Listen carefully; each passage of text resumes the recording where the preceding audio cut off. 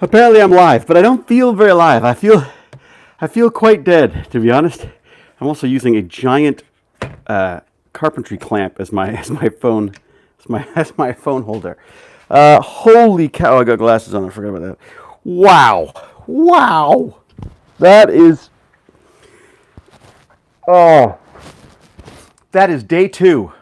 Jesus, that's it. I'm done. Am I finished yet? Am I fit now? Please, could that be it? Day two. Okay, I'm ready for it to be over now. Oh, who invented this exercise thing, and why? Why is it that when you're young and have all the energy, you don't need to do this, and when you're old and really don't want to, you don't have any of it. Anyways, it's done. It's done again. Hello, who we got here? Lindsay. Hello, Lindsay. A rebel time lady. Hello, Candace H. and some Brennis. Yes, this is my new exercise schedule. It's not even a schedule so much as it is a guilting. It is the guilting of Hewlett. I try to guilt myself into doing this on a regular basis, and what better way to do that than making it public? That making public every failure I have to get this done in my ridiculous schedule. I just, it's so funny. I need a schedule. I desperately need a schedule. But my entire life, I've been an actor, and my schedule is just entirely at the whims of whatever comes up. Between pandemics and writer strikes and now actor strikes, I've been sort of forced to actually, have a real day and sort of schedule it. And of course, I'm awful at it. Luckily, I'm not the only one. I had a meeting this morning with a very, very old friend who I'm very excited to talk to. Brilliant guy, just brilliant, fantastic, wonderful, wonderful guy. Runs jump math, actually invented jump math, John Mighton. And luckily, he's as bad at scheduling as I am. How's the sound, by the way? I'm at the grocery store. Oh, Candace, grab me some peanut butter, would you? What do I need? Peanut butter. There was something else I was looking for as well. Oh yeah, that sweet almond milk stuff for coffee. Never thought I'd get into it, but I worked with this wonderful guy, this cop on C, and he got me into this stuff, and I put it in my cappuccinos now. It's great. Just been doing the walking. Candace has just been doing the walking. Have a 4-year-old, so she keeps me busy. Oh, that's great, Candace. Best way. Walk like the dogs. Just walk them until they drop. I like almond milk with cereal. Really, Candace? No, I don't do it like that. I put it in. I put it in fruit shakes and stuff for the kid because he likes that as well. Hello, Sean Beck, if that's your real name, because mine's not Rodney McKay. Sorry to disappoint you. You may see some similarities, perhaps, in my sarcasm, perhaps. Probably not in my intellect, but welcome, Sean. Welcome to my great sweaty exercise. This is basically my attempt to stay fit and alive, so that I can enjoy the coming old age with my brilliant, beautiful wife Jane and my fabulous son Sebastian, and God knows, I'm sure the dog will outlive me as well. So huzzah as well, I suppose.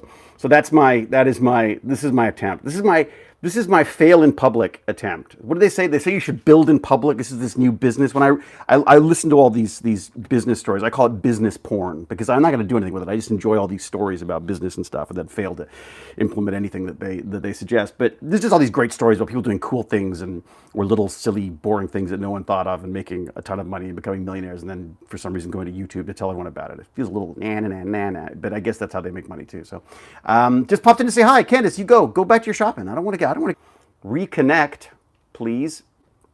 Yeah, why is it not? Let me see if I've done something silly. I may have like a VPN on or something. Maybe that's slowing things down. What else have I got? No, that's it. It's just bad internet. It's just the bad interwebs. Oh dear. I'm good. Beck. Sean Beck. I am good. Yeah, sorry, it's running now. Saying hello from the UK. Hello, Taft Jones. It sounds like a very British name somehow. Taft Jones. It sounds like you're off on an adventure going up to the Arctic. Taft Jones and the Adventure in the Arctics. Loved the video earlier, David. Lots of interesting info. Oh, good, Pac-Man. Thank you. Yeah, that's this is the email of awesome. Email of awesomeness that I do an audio awesome version of because I realized, I only read newsletters now because I tried to stop social media. Not stop it, but I've tried to cut back. It would new innovations and stuff.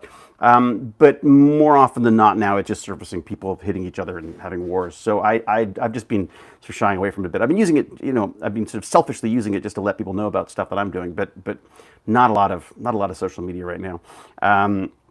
Weirdly, I'm reverting back to like Facebook and stuff because for some reason, at least it's got a sort of a family feel to it for me, if that makes sense. Like I feel like, the crypto bros and the stuff from Twitter and all the Muskites and things are a bit much for the Twitter, for my dear old Twitter. But anyways, we'll see. We'll see what happens with it. I'm not going to give up any of them because there's no. I mean, I don't want to be one of those knee jerk folks that throw everything away and and then just come crawling back later. So anyways.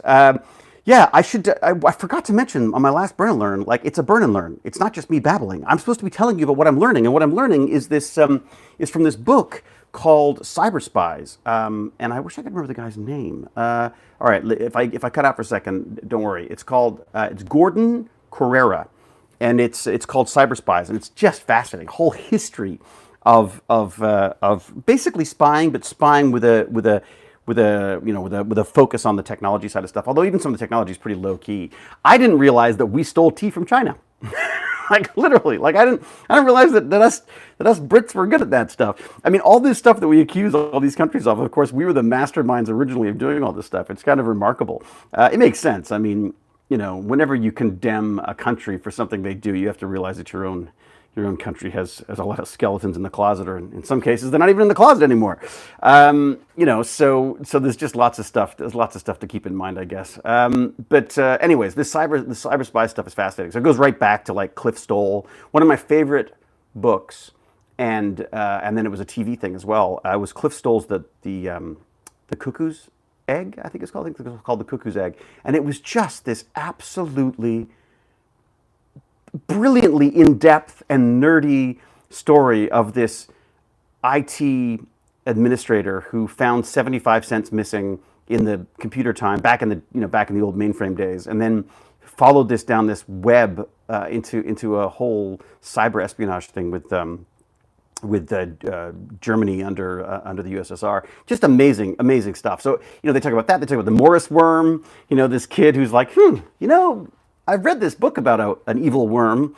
I think it was called a tapeworm, actually, that went through this internet well, before there was an internet, it was a sci-fi book, and just how he invented his own and then went because he accidentally took down the internet in the early days, and of course went to he got the book thrown at him for that, actually. But anyways, he's gone on to amazing things. Sounds like a book about the NSA. Yeah, there's a lot of NSA stuff in that. A lot of MI6, MI5. I always get those confused. And also I've just got to this section now where they're talking about corporate espionage, corporate. Oh my God, that's what happens when you exercise. You lose all your brain cells. You get all those endorphin things, but you don't make a lot of sense. It's this corporate espionage stuff, and it just how they started talking about someone who I can't remember where it was, but someone had patented this system of water wheels, like literally going back as far as this, where they sort of patent this technology, and this guy sort of goes off to the new world and rips it off, and then has now towns named after him, of course. And in a way, I feel like there's a certain truth to this information wants to be free thing. I feel like, wouldn't it be amazing if we lived in a world where you just like shared all this information and everyone could benefit from it? And it's this. I begin to wonder. Oh my God! Now I'm sounding like a communist, aren't I? But I'm beginning to wonder if this whole concept of money, like Douglas Adams said, is we're just chasing little bits of green paper around. GCHQ if it involves the Brits. Is that what it is, Woodclerk? Woodclerk? Yeah, interesting. Okay, Germany is cool besides world wars. They weren't cool then, but now, yeah. This is the thing, Sean. I mean, my wife is a huge fan of Berlin and just says that, and I'm really impressed with, I've got to say, with Germany, the little bit of Germany that I've seen with conventions and stuff, but the thing that she's so taken with is how they have incorporated the Second World War into their history and into their zeitgeist, into this the way they live. They've just been so responsible about it. They've been so careful, not to repeat it again. And I know there's all sorts of issues with government there as well, and there's some right-wing issues there as well. But just she was so taken, and as a result, I've sort of looked into some of this stuff, and I've just been really impressed. I wish Canada could do the same with our Indigenous situation. Like take responsibility and be smart about it, not just sort of write letters and stuff. I mean, like it's just not write these silly bills that don't do anything. It's just it's a fascinating sort of study. And how does a country recover from something like that? You know what I mean? I think the thing that I think is so interesting about Germany's history now is that, if we don't learn from this stuff, we're doomed to repeat it. I mean, and I think everyone believes, no one believes this can happen in their country. The Canadians don't believe it can happen here. I remember people talking about, like, Trump's never going to happen here, and then, or Biden or whatever side you're on these things. I'm trying not to care. I just think it's very, very easy for a fascist group to take over and for misinformation to spread. There's one of the things that comes out in the email of Awesomeness this week is this whole idea about misinformation, and I'm really curious to see what's going to happen with cyber spies. This book, the learn part of my Burn and Learn, because I'd be curious to know if he gets into that stuff as well, because that's a whole other way of manipulating countries and stuff. Anyways, yeah, we really need to work harder to raise up our indigenous brothers and sisters. Yeah, I mean, it's such a weird thing, Rebel Time Lady, because there's a part of me, and maybe this is a white privilege part of me, but that really worries about where's the cutoff? Like, where do we stop apologizing and stop trying to repay stuff? But Canada, and I think Canada is really, really struggling with that. And I think that the biggest thing I think we need to learn from this stuff is that humans do terrible things to each other.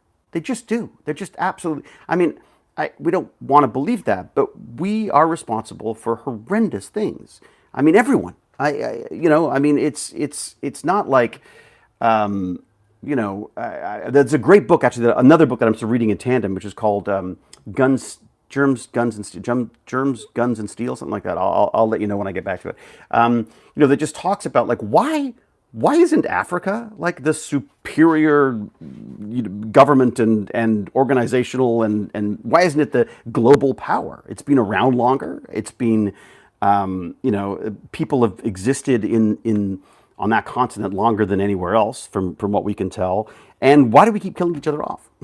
That's the other thing, is like, and why does one group, sometimes a smaller, less powerful group, is somehow managing to wipe out other larger populations and stuff?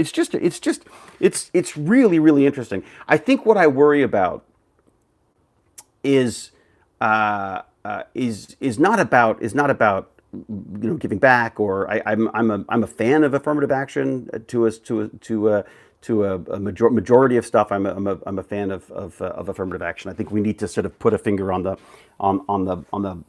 scales a little bit right now, because otherwise I just don't think people will be able to reach that equity that we're looking for.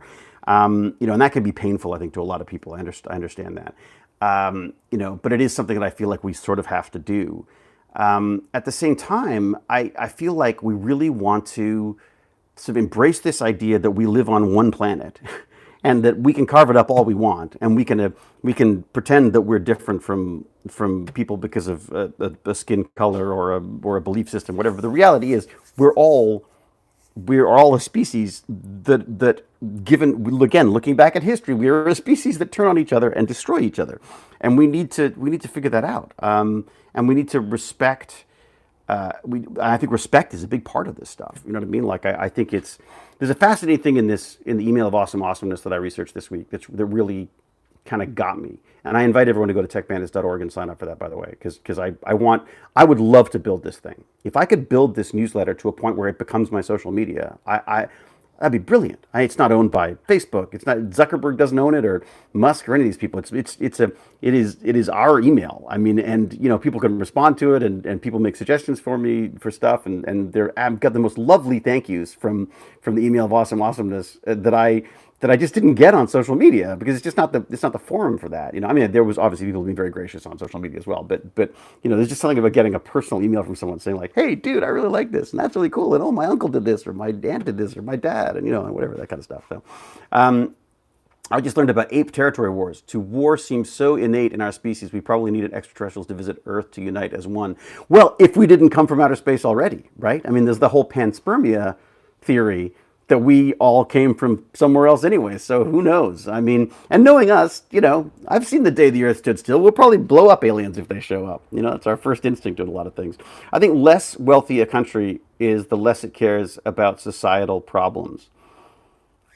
That's interesting. I mean, I think the wealthy have more time to contemplate these things. I am in a position of privilege, so I can waffle on about all these things that concern me. If I was out there, getting up at 5 o'clock in the morning to go work in a field or something, and come home, with bad back and sunburn, 14 hours later, or 20 hours later, whatever the hell it is. I mean, I don't think I'd have time to debate these things. And of course, you're not worrying about global warming and such if you're just struggling to hang on. So I understand that, but that almost puts more responsibility on us to make better decisions for that stuff. And for those people, not for those people, but with those people, I guess. Let's be honest, though. The uber rich say they care, but their actions say otherwise. Yeah, yeah. I mean, there's this fabulous series I watched called, what was it called? Time After Time, or not Time After Time. It was this British series. I'll have to look it up. Someone will probably get it. But there was a wonderful series it was a sci-fi series, and it would jump ahead 5 years. So you'd like suddenly be in the middle of a story, and it would suddenly jump ahead 5 years. But one of the stories was about a financial breakdown. I mean, it was so prescient in its stuff. It also entirely predicted a pandemic. There's one future where they jump ahead, and people are very, very suspicious of each other because they don't want. Are you sick? Are you coughing? They would talk from far away, and it was just. I remember at the time going like, "Wow, that's wild!" And then of course, a pandemic hit. But one of the things that really struck me was this brother. They meet like every week. They talk either via this Amazon type devices or whatever, or they get together for dinner, and they'll as a family they'll talk. And this guy basically sells his house, and as the transfer is occurring, he sold the house. But as the transfer for the money is coming to him, having sold the house, there is a financial like meltdown, like a blackout type thing. And all of a sudden, that money doesn't make the transfer, and it just disappears from the record. So all of a sudden, he's sold his house, and he has not received the money. But the people have spent the money; it's just disappeared. So there's nothing he can do. And he's like apoplectic. He's going crazy, and he's like, we're screwed. We're fucked here. Like, what are we gonna do? And his sister says, oh my God, that's awful. That's awful. Well, do you at least have some money? And he says, well, no. I mean, we've got our account is insured by the government up to $250,000, but beyond that. And she's like, wait, whoa, you got $250,000 in the bank? He's like, that's all I know. And she's like, oh my God, then you're fine. Because of course she's living at a whole completely different level. And I remember there was just this wonderful sort of paradigm shift that I got from that, where you sort of go like, it's all perspective. You know what I mean? When I was starting out as an actor, when I got a job and I earned $100, it's like, oh my God, party for the next week. Now it's like, I need so much more to keep the Casa Hewlett afloat. It's amazing. It's just a matter, again, it's perspective, right? So what do we got here? All right, well, I'm going to scroll back a bit. Oh my God, we're chatting away here. I am skeptical that there is another technical intelligence species within the local group. Maybe in a few million years, another will emerge. One of the interesting ones, some Brennis, that I heard about that was the idea that the first alien interactions we'll have will probably be more with a transformer than anything else. Most likely, we will meet extraterrestrial technology before we meet extraterrestrials, in the same way that we're sending out rovers and stuff. It just doesn't make any sense for us to fling our bags of flesh around the universe right now. I'm not sure if it ever will. But if we can send machines for us, then autonomous machines that can report back. That's probably, again, that's what we're doing. So probably other civilizations are doing the same. The next thing is, are they here already? Are there tiny microscopic things operating in our environment that we don't even notice? You know what I mean? That are already of alien descent. I mean, mushrooms are pretty weird. Like the fungi. What if it's fungi? I don't know. I mean, I'm not saying in a conspiratorial way, but I'm just saying that I think it's, again, how we look at this stuff. I mean, we're looking for little gray green aliens. We're looking for Stargate folks. We're not. I'm not sure. Well, sorry. There are scientists out there who, of course, are much smarter than I, who are looking for all these things. But I think the general population thinks of flying saucers and stuff, or certainly I do. They think of X-Files. They don't think of what if our first alien encounter is a pandemic? I mean, Jesus, that's a horrible thought. Anyways, what do we got? Rebel Time Lady says, let's be honest, though, the uber rich say they care. Yeah, not true. I mean, that's the whole thing is, right? There's one thing to have empathy. It's another thing to have action, or to go with that empathy. I'm always empathetic to people. Do I do enough? No, God, no, not at all. My son has this great thing where he tells me as a kid, he used to say, do you have your socks? And we would bring an extra we'd buy like extra socks. In fact, that reminds me I should buy some because winter coming. You buy some extra socks to have a couple of rolls of socks with you. So that if you saw someone on the street who was struggling in the cold, socks were wonderful because you could put an extra layer of socks on. If your feet were cold, you could use them as gloves. And that was Baz's suggestion. As a little kid, this is the kind of kid who would he'd take his freaking Halloween candy and try to give it to homeless people. Which weirdly in Toronto, a lot of them didn't take it. Which I'm not saying that's not to negate giving people food, but I always loved the idea of buying people a burger or whatever if they were hanging outside a food joint. I'm not a big fan. I've seen people buy people alcohol. To me I don't think that's helping anybody. And maybe it makes you feel better, but maybe that's part of it. I don't know. But anyways, all right. I get easily swayed by eyewitnesses and people like David Grush, who knows what's real, whatever the truth is, it's classified. Yeah, that's true. I mean, there's definitely, look, there's obviously stuff we don't know about. Whether it's extraterrestrial or not, I don't know. That's interesting. I mean, I was a huge X-Files fan. Oh my God, my girlfriend and I at the time, we were just binge that before there was binging. We just loved it. Binging when you had to change the DVD. Kind of interesting fact is that said that Washington, first president of the United States, may have been killed by his doctors by leveling fluids, but they made him throw up a lot. Really? What's that? Washington, first president, may have been killed by his doctors. Really? I mean, this is again. I love conspiracy theories. I think they're fantastic, and part of the fun is finding out that if there's anything real there. You know what I mean? I think the issue I have is just putting it out there without following it up with any information. One of the things I really want to do with the email of awesomeness and my Tech Bandit stuff is to try to get people interested. I had this weird epiphany today about Tech Bandits, actually. I've got a Tech Bandits on Friday where I'm going to go to a community center and deal with Tech Bandit teens. A little scary. I've got a bunch of these escape room. There's a fabulous company here that has these escape rooms envelopes. They mail you an escape room in an envelope, and you scan codes and you look at little videos, and I just think the kids will get a kick out of it. So I bought a bunch of them, actually thanks to all my Tech Bandit supporters. That's why I could do that. I couldn't afford them for myself. I can afford them for the Tech Bandits because of you guys. So the Tech Bandit stuff, I bought a stack of these envelopes so that they can each one of the tables can have a go at it. And I've also got, I don't know if it's going to be here in time, but I got them a lock picking kit. So it's a lock picking kit. It comes with a bunch of these transparent locks and stuff. And I just think it's kind of fun to see. Again, I'm just looking for ways in. What are ways of just sparking that inspiration, that desire to learn more? And they've got the freaking interwebs out there. They can learn anything they want. They just need to be inspired to do so. I watch my son now. One of the greatest things I learned as a parent, not as a parent, but by someone who was a parent, was that at some point you give up trying to teach them anything and you start letting them teach you what they're interested in. And that has been a freaking epiphany for me. All of a sudden, I'm like, well, I'm not interested in soccer, but you know what? I am if it means I can talk to my son about stuff. So I will get up in the morning now on Saturdays and watch a freaking football match, even without him, just so I've got something to talk to him about. And he's also really interested in the stats and stuff. And I try not to get too excited because I'm like, numbers. It's like what a great way to learn math and to learn about averages and statistics and analytics. I'm still trying to finish this wretched Google Analytics course.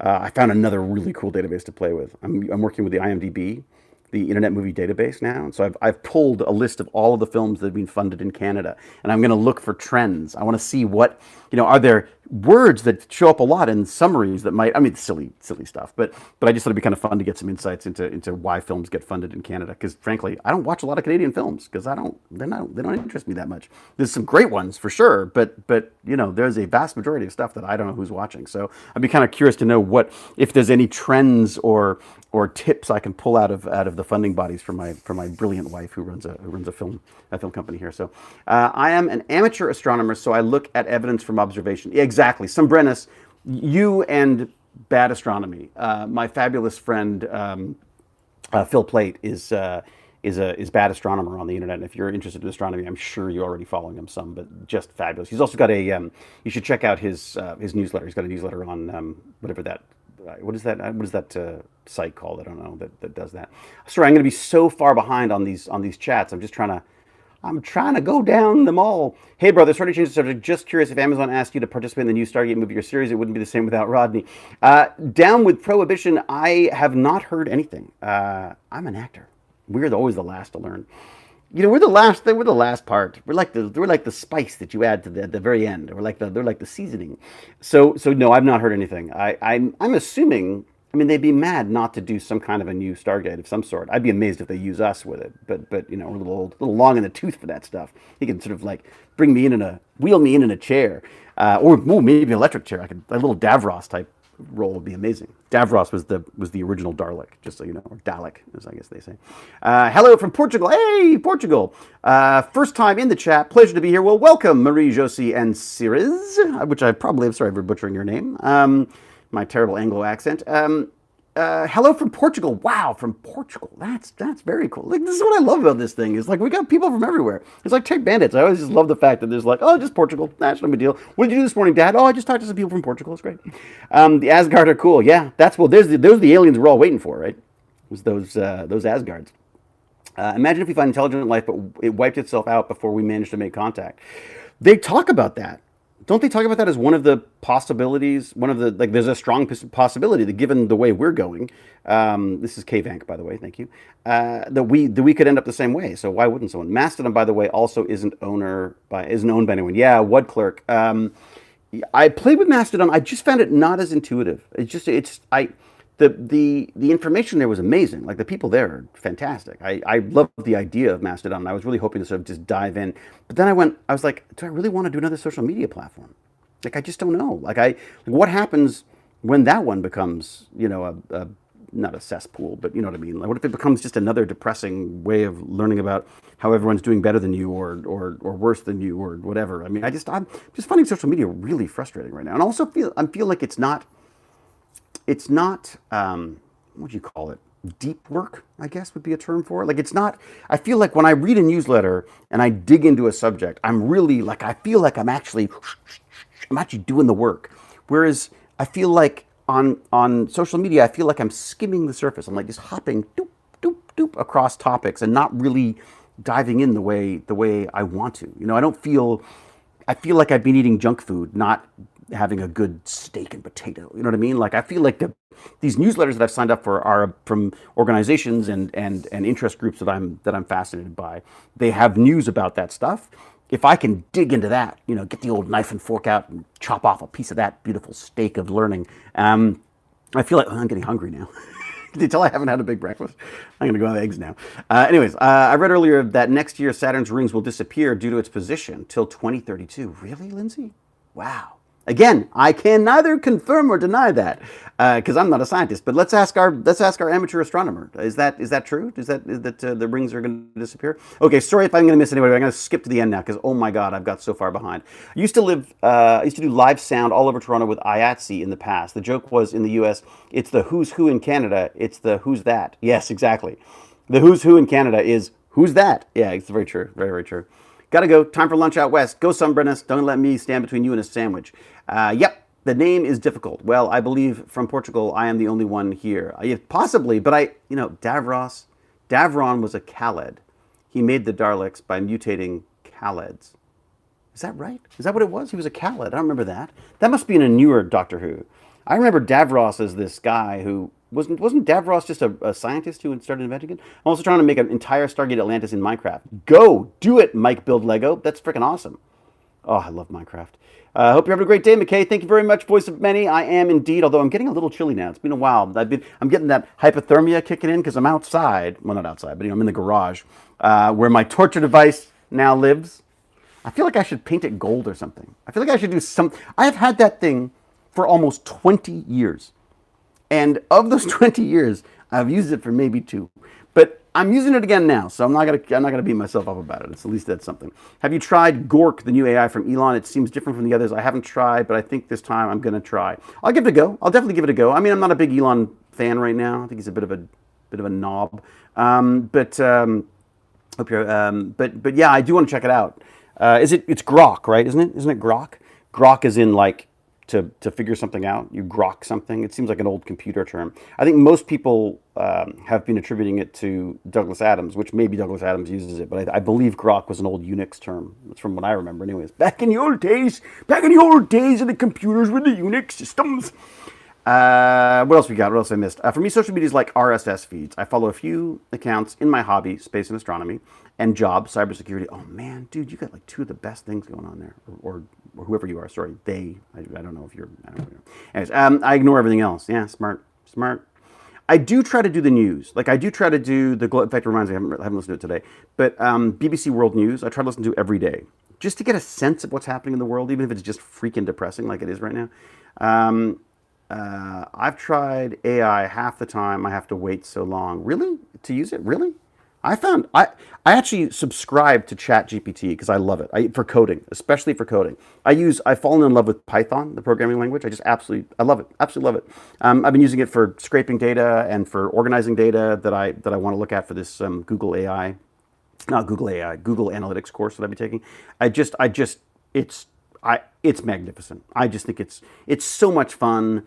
The packages that are available for it are extraordinary. I kind of love to just like, I say to my wife, I'd like to just go away for like a week and just do Python programming. Like maybe just go take like a Python boot camp for like a week and just come out of there and go like, I am a Python god, and just be able to just do anything I want with Python because I just love it. A great way to learn though, I got to say, is using ChatGPT. If you want to learn how to do any kind of programming, it's just fantastic for that because you ask it to write the code for you and it will explain. And then if there's stuff you don't understand, you go like, what the frack is that? And then it'll explain what the code is. I do that a lot. Because I'm not a programmer. I just like to goof around with this stuff. I'm just a nerd. It's Gork. Oh, it is Gork. Oh, it is Gork? I thought it was Grok. Okay, so no, then I apologize. I probably got it wrong then. I usually use ChatGPT to learn English. Oh, that's good. So how does it work for that? Is it good at that? I mean, obviously it is because you're using your ChatGPT right now. Did you use ChatGPT to translate that? Where have you been? What do you mean, where have I been? I was in France. Where have I been? You mean for the burn and learns? I've been getting fat. That's what I've been doing. Watched the entire SGA in 5 months. Holy cow. Talk about binging. Are you scared that AI can replace web developers? I see a lot of ads saying you can do it twice as fast and it has me nervous for the future of web development. The blurty dad. I like that. Here's what I think. I think a lot of this stuff is going to be done by AI, but there still needs people to prompt it. So I think we still need web developers to know what this AI is to develop. So I think that all that's going to happen is the tool is just going to make it easier for good web designers to make good websites and bad web designers to make bad web designs. In the same way that there's going to be bad writing and good writing. God, what did I watch the other day that was like, I was like, you got to be kidding me. Oh, Mission Impossible, still fantastic looking film, beautiful stunts, amazing. Who cares? Like, I was like, who wrote that? He might as well have been written by AI. It was so random. Again, like great actors, some cool speeches and tech and stunts and things, but come on. You're worried about AI taking over writing of scripts when those are the scripts you're worried about them ripping off? Come on. I feel like scripts are like a photocopy of a photocopy of a photocopy. I don't think you need to be scared. I just think you need to know how to use it. I mean, it's like, if you were a photographer and digital cameras were coming out, I don't think you take your wrath out on digital cameras. You start using a digital camera, or you find a niche for yourself in the traditional sort of chemical process of making of doing photography. I mean, I think that AI is not going to replace people as much as it's going to replace people who don't use AI. I think that's probably the most likely way this stuff is going to go. I have to admit, I am a complete tech optimist. I tend to just march into this stuff, absolutely thrilled about the way the world's going to work, and then I'm always sort of then go like, oh, wait a second. I mean, talking about misinformation. We're talking about that again in my email of awesome awesomeness this week. The idea that AI can spit out a video, with sound and video and everything that's absolute nonsense. You know what I mean? That sounds like a news piece that is absolute just bullshit. The fact that the stock market had a 0.26% drop because of a fake image about a Pentagon bombing. I mean, that's the stuff that scares me less than more than people losing jobs. Because think about it, there's a lot of people who are losing jobs. I admit it. There are going to be. It is going to wipe out certain things. I mean, programming as a programmer, start using AI because that's what you're going to need to be doing a lot more programming, and you're going to be able to do that with AI. Is basically it. So I just think you need to be ahead of the curve on this stuff. I called. I think I've mentioned this before. Maybe not. Well, I not on a burn alert because I haven't been doing burn alerts, but I talk about an AI audit, and I think you need to seriously, like everybody, like literally everybody, whether you're just a stay-at-home dad or a quantum physicist or whatever. I think you need to sit down and look at all of the tools and how they could be applied to whatever you're doing, and do an AI audit and see what. Sorry about that. Yeah, I'm afraid I'm out in the garage and the Wi-Fi is not very good. I should figure out a way of improving that. I thought I had because I've got a. Oh, did it not? Did it fall over? Oh, okay. Well, that could be. Yeah, that could be part of the problem. It looks like I've knocked over the router that I have here, so I'm trying to use the stuff from inside. What do you go? What do we got? What do we got? What do we got? Yeah, I can't complain. Wish I could complain both. Get into cybersecurity in aerospace, and I met the person whose character inspired me to get into it. Rodney McKay. Woohoo! In Paris. Oh, we met last week. Oh, fantastic. Oh, good. Well, I hope you had a good time because I really freaking enjoyed it. It's good for prototyping. It's great for prototyping. You're offsetting the time saved writing, trying to figure out why it's not working as intended, and good luck adding more features. The biggest problem with using AI code right now is debugging. Yes, although here's the thing, Austin, it's also pretty good at debugging.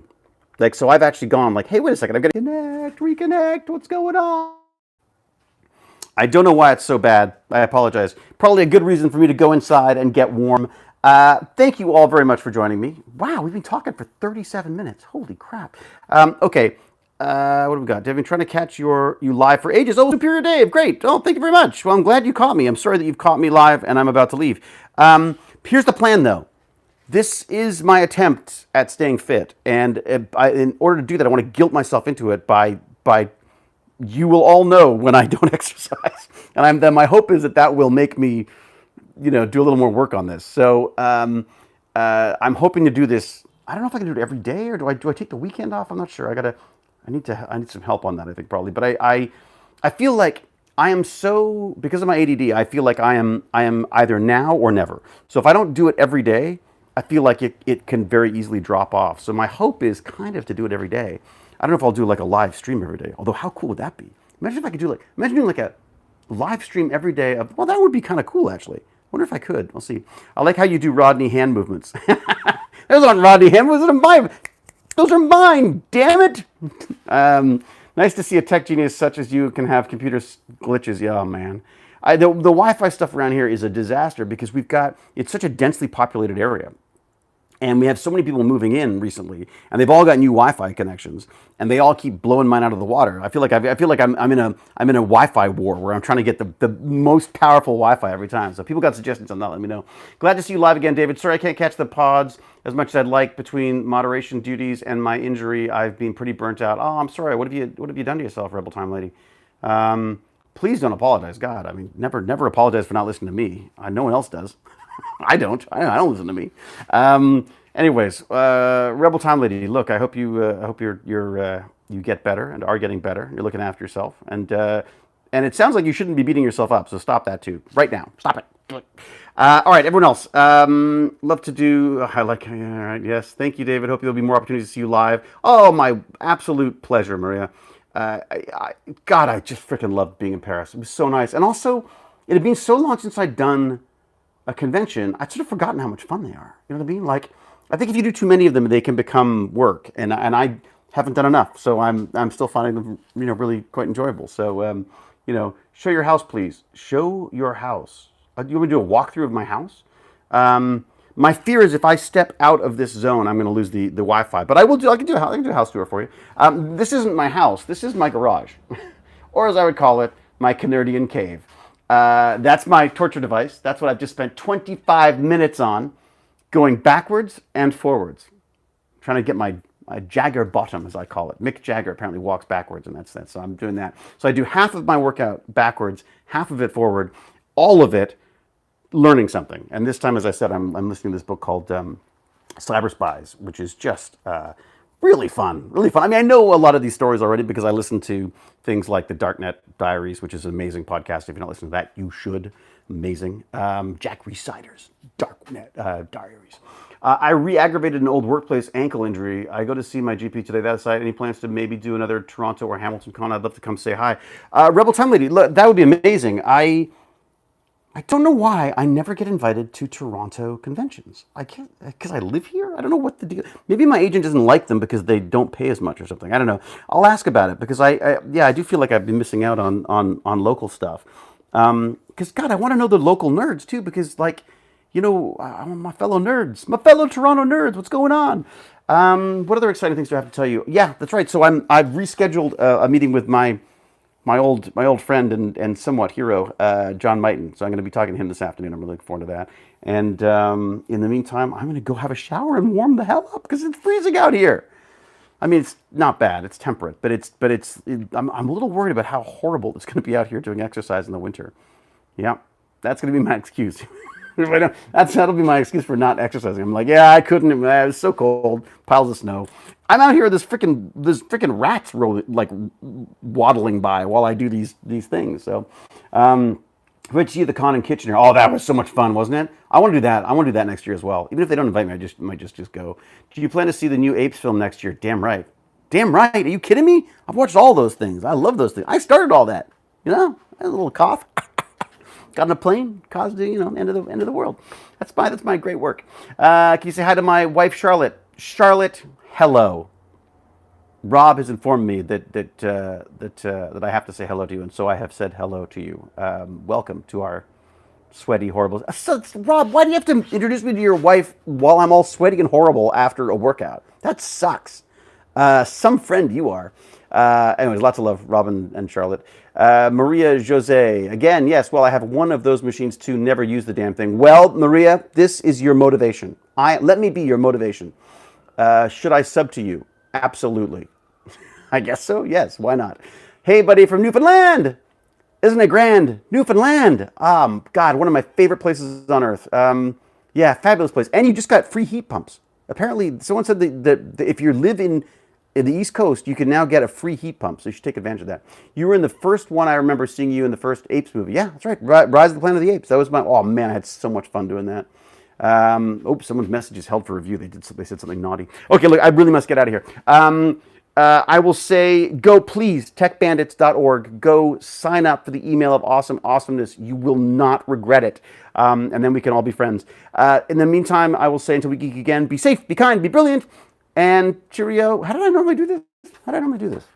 I guess I would say, like, what would I say? I would say, be safe, be kind, be brilliant. And until we geek again, there you go. Cheerio and huzzah. See y'all. Thanks much. Bye-bye. The giant thumb. The giant thumb comes in to turn it off now. All right. I'll show your house. I will show the house. Maybe not this time, but I'll do like a walkthrough at some point. I haven't done a little real estate video for